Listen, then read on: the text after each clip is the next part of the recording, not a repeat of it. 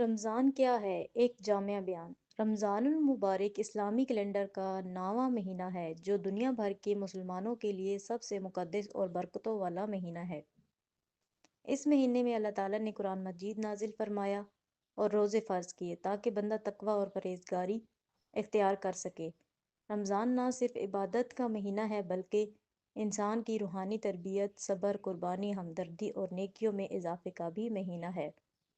یہ مضمون رمضان کی اہمیت، فضیلت، عبادت اور اس مہینے میں کیے جانے والے اہم اعمال پر تفصیل سے روشنی ڈالے گا۔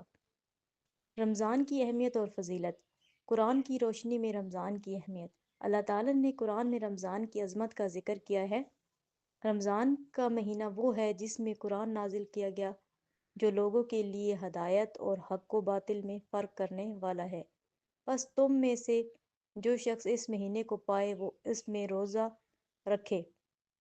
یہ آیت رمضان کی عظمت اور اس میں روزے کی فرضیت کو واضح کرتی ہے۔ احادیث کی روشنی میں رمضان کی فضیلت۔ نبی کریم صلی اللہ علیہ وآلہ وسلم نے رمضان کے بارے میں فرمایا، جب رمضان کا مہینہ آتا ہے تو جنت کے دروازے کھول دیے جاتے ہیں، جہنم کے دروازے بند کر دیے جاتے ہیں اور شیاطانوں کو قید کر دیا جاتا ہے۔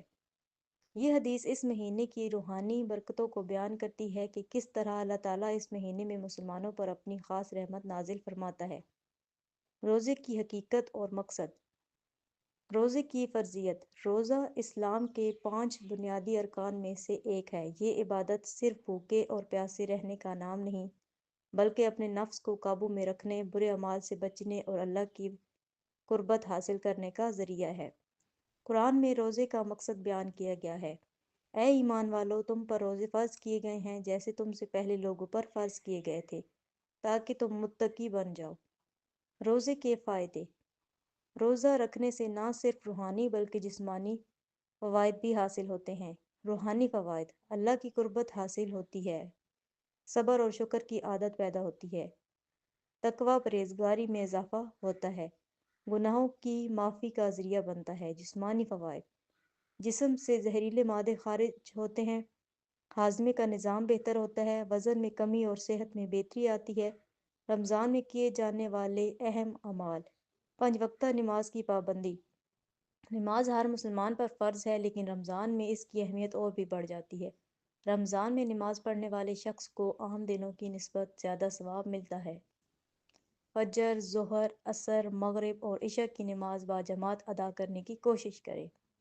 تراویح کی نماز کو اپنی عادت بنائیں کیونکہ یہ رمضان کی خاص عبادت ہے۔ قرآن کی تلاوت۔ رمضان کو شہر القرآن یعنی قرآن کا مہینہ کہا جاتا ہے۔ یہ وہ مہینہ ہے جس میں قرآن نازل ہوا، اس لیے اس مہینے میں زیادہ سے زیادہ قرآن پڑھنا چاہیے۔ روزانہ کم از کم ایک پارہ تلاوت کرنے کی کوشش کریں۔ قرآن کو ترجمہ اور تفسیر کے ساتھ پڑھیں تاکہ اس کے احکامات کو سمجھ سکیں۔ دعا اور استغفار۔ رمضان وہ مہینہ ہے جس میں اللہ تعالیٰ ہر دعا قبول فرماتا ہے۔ افطار کے وقت دعا قبول ہوتی ہے، اس وقت اللہ سے اپنی حاجات مانگیں۔ استغفار، توبہ زیادہ سے زیادہ کریں تاکہ گناہ معاف ہوں، خصوصاً اللہم انکا عفو کریم تحب العفو فاعف عنی دعا پڑھیں جو لیلۃ القدر کی خاص دعا ہے۔ صدقہ و خیرات۔ رمضان میں نبی کریم صلی اللہ علیہ وآلہ وسلم سب سے زیادہ صدقہ و خیرات کرتے تھے۔ زکوٰۃ اور فطرانہ ادا کریں تاکہ غریب بھی عید کی خوشیوں میں شامل ہو سکے۔ ضرورت مندوں کو کھانا کھلائیں اور ان کی مدد کریں۔ اگر مالی استطاعت نہیں تو نیکی کے اچھے الفاظ اور حسن سلوک بھی صدقہ ہے۔ لیلۃ القدر کی تلاش۔ رمضان کے آخری عشرے میں ایک ایسی رات ہوتی ہے جو 1000 مہینوں کی عبادت سے افضل ہے۔ آخری عشرے کی طاق راتوں 21، 23، 25، 27، 29 میں عبادت کا خصوصی اہتمام کریں۔ تہجد، دعا، ذکر و اذکار اور نوافل کا اہتمام کریں۔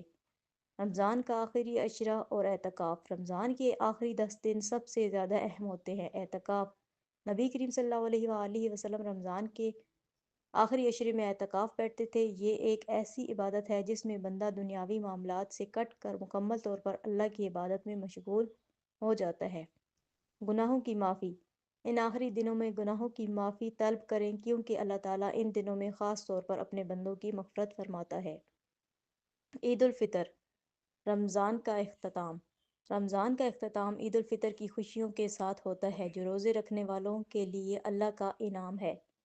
عید کی صبح صدقہ فطر ادا کریں تاکہ غریب بھی خوشی میں شامل ہو سکیں۔ عید کی نماز ضرور پڑھیں اور اللہ کا شکر ادا کریں کہ اس نے اس رمضان میں عبادت کی توفیق دی۔